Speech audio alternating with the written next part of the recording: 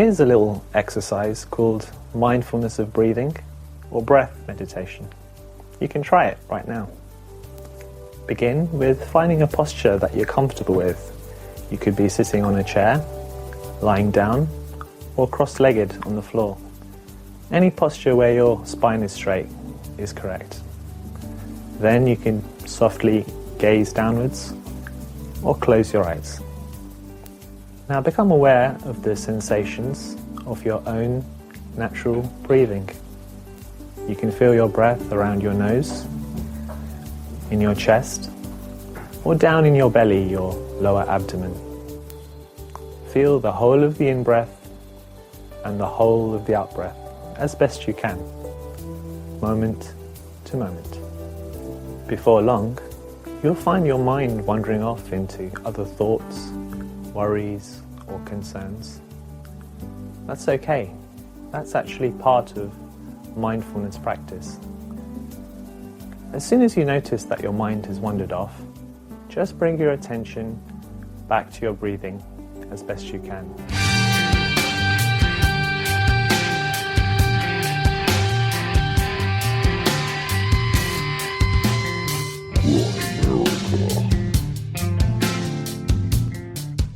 Yeah, and singing makes you high. I like to think that birds get high not only by flapping their wings, but also by singing.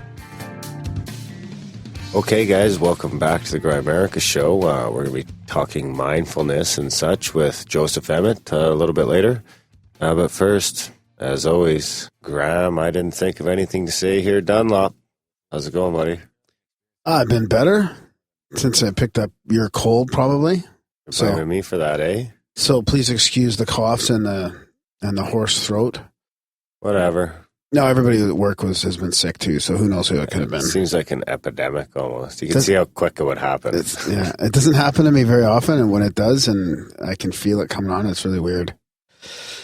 But I think probably over the worst already, and it's not going to last very long. Yeah, that's what they all say. I'll try to stay positive. Next thing you know, bam, plague.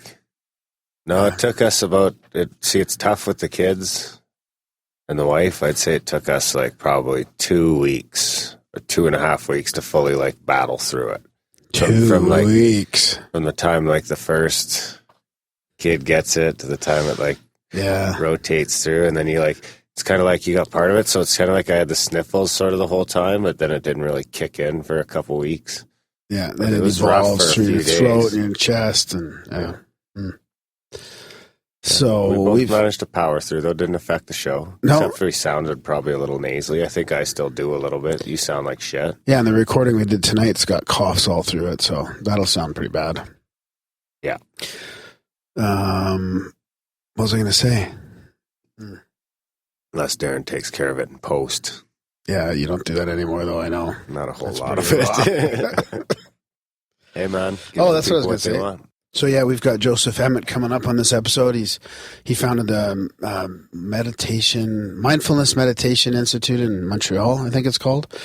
And we talk about like all the stages of, mindfulness meditation, going from like awareness of thoughts to meditation, being a choice, and then the third stage of transformation, and all kinds of techniques on how to be mindful and aware, focusing on your breath and Doobie-doobie-doo. Yeah, it's a good one. Yeah, you guys should enjoy it. Yeah, you were pretty fascinated through this one, actually, learning about mindfulness. Yeah, it was a fun one. He's got a good charisma. Demeanor? Yeah, demeanor. Easy to talk to. Yeah, well, that's, I guess, what happens when you spend decades learning under Zen teachers and stuff like that, eh? Or it's just an atmosphere of Grimerica. Cultivating the garden of your heart. Jesus. Just keep your cultivating over on that side of the table, bud. Yeah. It should be fun. Yeah, looking forward to it. So if you want to fast forward past Graham's bullshit, just go like a half an hour ahead. Because Graham's got Graham's got a few things to read. Graham's got a complex. Do you want to... You want to give Grandma complex about something? Just send in a piece of feedback, like nitpicking on something, and it'll just slowly chew away at him. Oh, come on. I'm fucking stronger than that, buddy. He'll be changing the show. Come on. That's not fair. I can take it.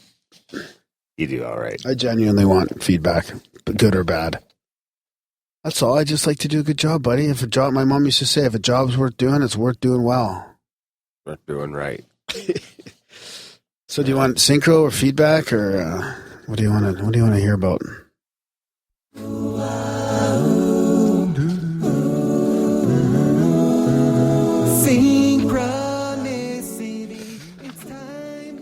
All right, I got this. I got a little feedback and synchronicity. Usually synchros come with a bit of feedback. So this is from Chris D. He says, "Hey, Graham, I started listening to Grimerica a couple of weeks ago and haven't stopped. Great podcast, guys.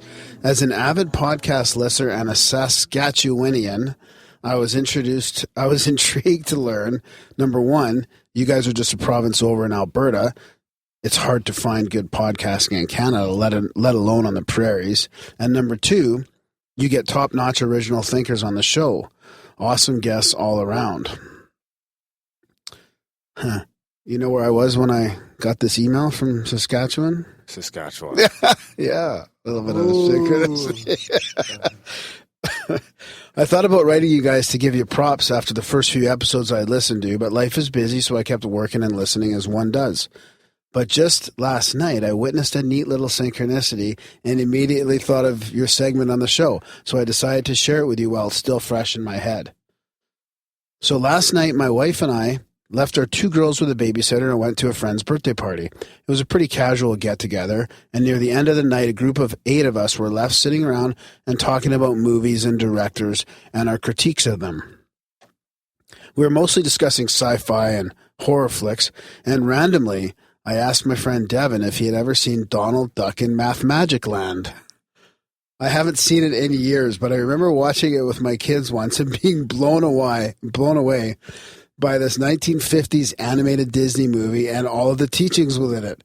It elaborates on the golden ratio, mathematics in relation to musical notes as discovered by Pythagoras, geometry, and other stuff I find fascinating, but would never expect to learn about from a cartoon aimed at kids. Devin is a math guy, and I thought he would get a kick out of it. When I brought it up, he rolled his eyes, clapped his hands together, and told me that not 12 hours earlier that day, someone else had also told him about this obscure movie for the first time. We thought that was pretty cool, and it made my night. Keep doing what you're doing, guys. Great quality show. He says, I'm a recording/mix engineer, so if you ever need some audio assistance, I'd be glad to help out. But from the sounds of it... Well, you don't even do editing anymore, Darren. You want to come and fucking ride shotgun for a Friday night show producing night? He says, but from the sounds of it, you guys have it under control. Cheers, boys. So I love that one. Now, isn't that the one that you were playing? Did you play that in an intro? Because I think we did. I thought his synchronicity was going to say that they brought it up, and then he heard it on the next podcast he listened to. Because I'm wondering if he hasn't listened to that one yet. Here, I got it queued up here. This is the one I think it's on. Will it play on my iPad? Come on, let's go to ancient Greece, to the time of Pythagoras, the master egghead of them all. Pythagoras? The father of mathematics and music. Mathematics and music? Ah, you'll find mathematics in the darndest places. That's pretty good how I have that queued up. I didn't even know First, about we'll it. need a string. That is pretty crazy, yeah. Good and tight. Well, I don't have it queued up. That kind of... I just knew as soon as you started talking about it in the email, I just Googled Grimerica, Randall Carlson, because I remembered I used it in that episode. So maybe he hasn't even heard the Randall Carlson up yet. Yeah, that's interesting. A little bit more of a synchro considering that you've already used that in our content. Yeah, and he hasn't got there yet. He's going to be like, whoa. Imagine if you would have listened to that one the next day. Well, that's what I thought it was going to be about. Yeah. But, So does it get the involving the show 0.42 if he doesn't know it involves the show? I think it does. So I'll give it a, I don't know, 6. Yeah. Okay. That's fair. That's a pretty good one. I just pictured his friend slapping his hands together going, I just heard about that for the first time. Because the skeptics used to call that, well, I don't know about if that example would fall under, but the love bug, or the Bugs Bunny. No. What's the word I'm thinking of? I have no fucking What's the beetle idea. bug? The beetle bug phenomenon, right? Because you see a bug? beetle bug, all of a sudden you see beetle bugs everywhere. But this is kind of different because it's basically hearing one thing twice in 12 hours that you've never ever heard before. Yes. They might consider that the same phenomenon, though, I think. I'm not sure. It's a ripple stick. No, it's not. Not really. No, it's more of a synchro than a ripple stick, for sure. Yeah, not bad. Yeah. I'm curious to hear now if he's heard the Randall Carson episode or if he's come on later. We've had a ton of listeners that have come on. After I've Randall. got a ton of feedback about people who have recently found the show and are binge watching it on Twitter. Binge watching our show on Twitter? No, I've got a couple tweets about people binge listening. Oh, cool, yeah. It's always nice when people go back and check out the back catalog. Yeah, there is like a ton of good content there. If you're new here and once a week isn't good enough for you, check out the back catalog. Yeah, there's 100 interviews there, and they're all fucking pretty good. Yeah, we're on number 107 or 108 now, I think, right? Yeah, I think this is 108. I got some more feedback from Edward P. He says, loving the show, Graham and Darren, or Darren and Graham, however that goes. I was clued into your podcast, of course you'd say that, referenced via a link, the Skeptical podcast, where you guys interviewed Alex T. on his book. As opposed to the off-quoted acquired taste comments, I have to say I felt instantaneously at home, entertained and intellectually engaged by both of your personalities, and the format and the subject matter of the show. Your program has a nice open-minded direction, yet is intellectually grounded enough not to be off the rails. We try and keep it on the rails here, barely. Some of us. It also has an inclusive global feel to it. I love all that.